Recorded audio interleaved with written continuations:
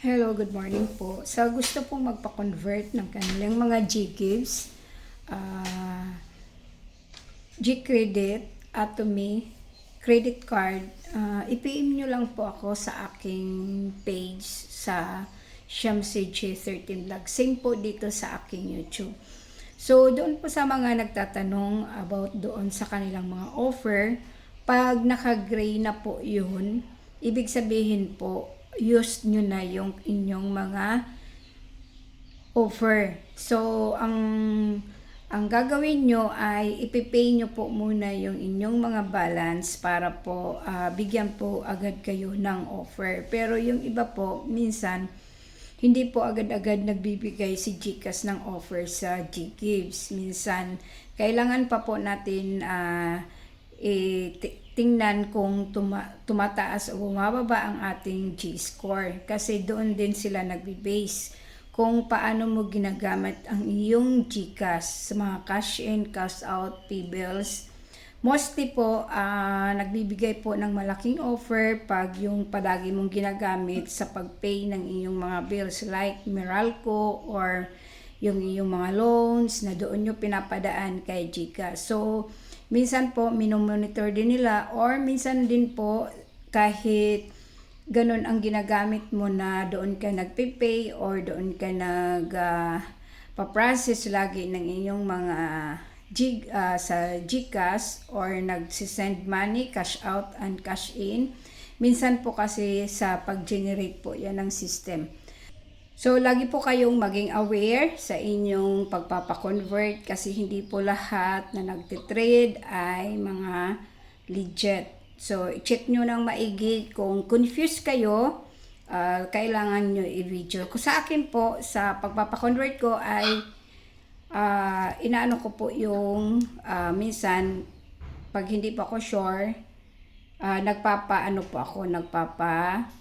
video call or pinapa-call ko yung client. So, para mas better po na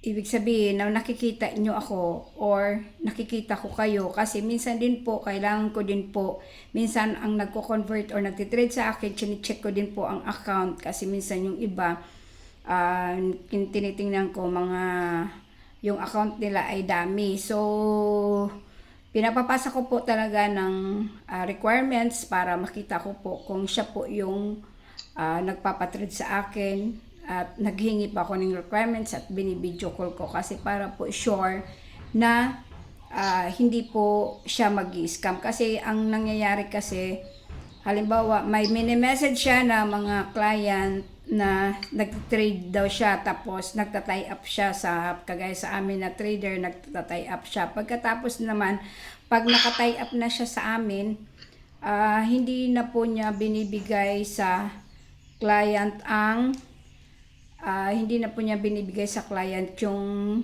pera. Kaya ini-encourage ko po yung mga nagpapa-convert na kailangan i-check nila ang mga account ng mini-message nila kasi mahirap na pag na-scam kayo, then magme-message kayo sa mga legit trader kung paano ma-retrieve yung na-scam sa inyo. So, kailangan na ingat-ingat po kayo kung magpapa-convert kayo. Siguraduhin nyo kung hindi po kayo sure doon sa trader, i-video call nyo at yung iba din naghihingi din ng proof or mga ID sa amin kung legit ba kami na nagtitrade. So, syempre binibigay din namin or pinapakita or binibidyo ko lang namin siya kasi hindi naman pwedeng na magbigay ako ng basta-basta ng identification para sa aking mga nagtitrade. So, kayo po ang nangangailangan. So, kayo po yung magsisecure kung legit po ba yung trader na pinapatrade nyo.